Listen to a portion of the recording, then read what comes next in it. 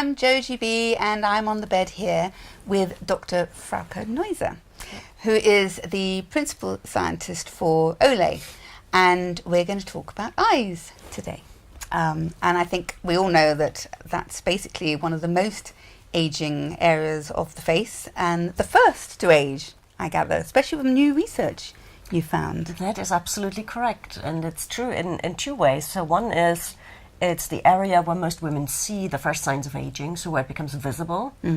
But from our latest studies we found that it's also the region that ages underneath, if you will, so we can measure it in the cells, and we can measure that it starts before you can see it, and that's also happening earlier than anywhere else on the face. Is there actually a difference between the skin here as opposed to here? There is, yes, there is. Ooh, do tell. In what way? So the area that from all the measures we've taken that seems to be the most vulnerable, so it's the thinnest skin, it's the driest skin, it's the one with the weakest moisture barrier, the one with the lowest elasticity. It's actually the skin underneath the eyes. And that's where we also found where that aging process starts the earliest, and then also happens faster. Yes. Oh, so this area is also very delicate and very thin. Yeah. But it's not quite as dry, as weak, it seems, and as dry as the under. And so when it comes to caring for the skin around the eyes, I think, I know I grew up hating wearing sunglasses, whereas now I want to live in them. And so I think, is that something that you found people are actually better with aging now, with care around the eyes, and say, my mother's generation, your mother's generation? Probably a little bit. I mean, it's still not as good as it could be. So if we look at, the different types of facial skincare products, then eye creams are definitely still behind. Which is kind of a little counterintuitive, because if you ask women, what's your biggest concern? And, they can write anything, or you give them a big list.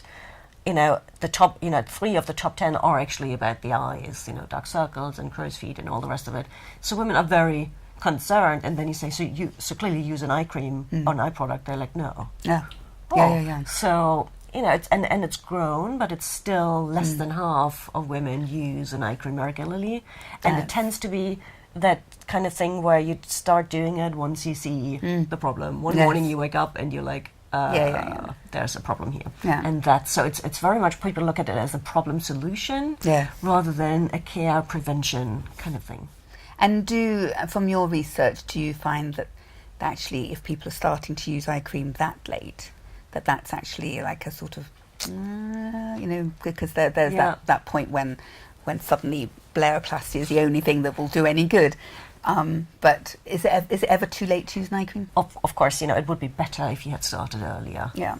And how early is too early?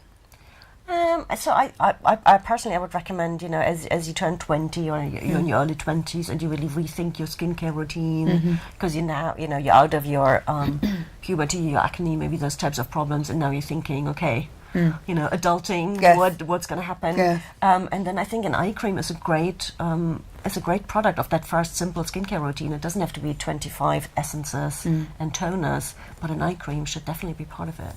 So your new eye cream, pro-retinol eye treatment. So pro-retinol, can you explain that? Because obviously people have a perceived idea of retinol, but I think they're very confused about retinoids, which is the family.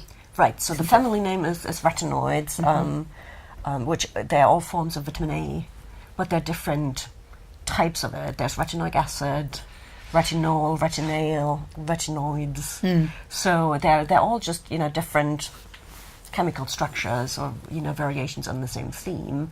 But the most active of those is retinoic acid.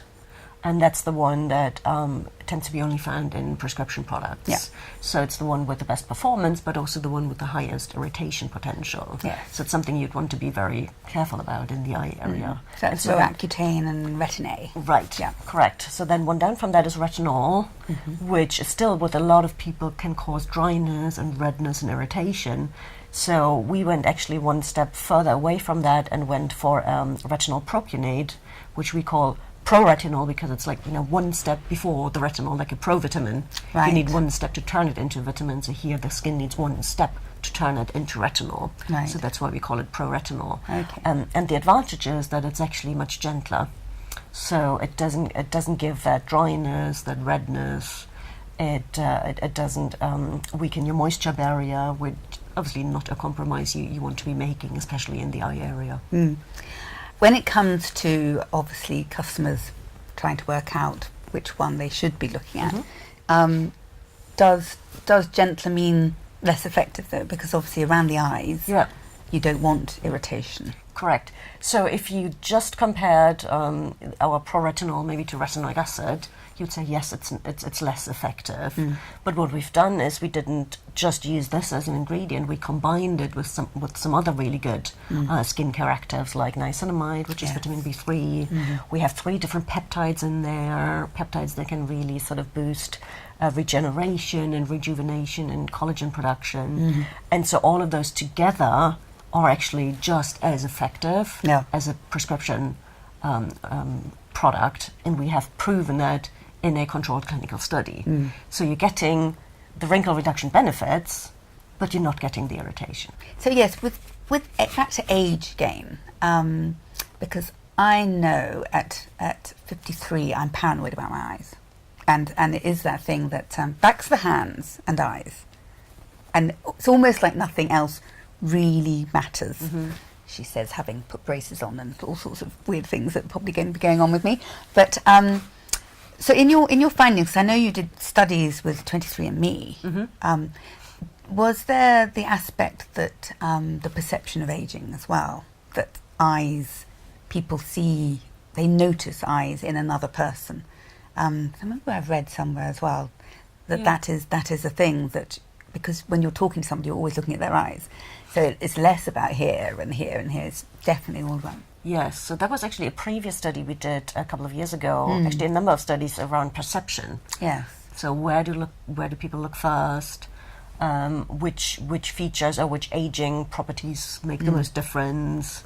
We did a really nice eye tracker study, so you can see where the hotspots are. Yes. And people tend to look at your eyes first. Then the eyes wander, and then they return back to the eyes. So where do they go after the eyes? Sort of, it's a kind of roundabout way, and then they return to the eyes, so that's where they stay the longest. So people will definitely notice that a lot, and that's where you make your snap judgment. Yeah. You know, how old, attractive, healthy, and that is, it's just, that's right. Evolutionary psychology is nothing we do consciously. But kind of on the back of that, one kind of fun piece of advice you could give is sort of, if you have a day where you feel your eyes are particularly tired or you don't want people to look at them for too long, do something that diverts the attention, like a big dangly earring or frizzy hair. Because then they're going to look less long in your eyes. Flip the hair all the time. And and people will be all looking at your dangly earrings or your frizzy hair. Okay, thank you, Frauke. She looked very closely at me when she did that, by the way. I'm just like, going to sit back a bit here.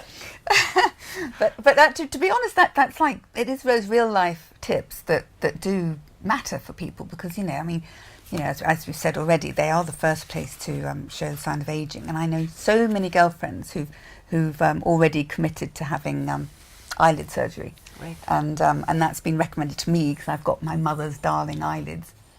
I'm quite proud to have my mother's eyelids, by the way, those who suggested. And, and it's that interesting thing with which is general eye care anyway, that, don't neglect it.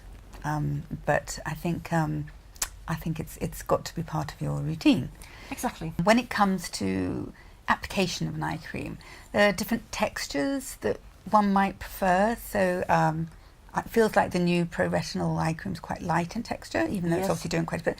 What do you think people might be looking for with their different requirements? Yeah. So I think there are probably two things, and they're very, kind of on a personal, preference level. One is the texture. Would you like a cream or a gel or a serum?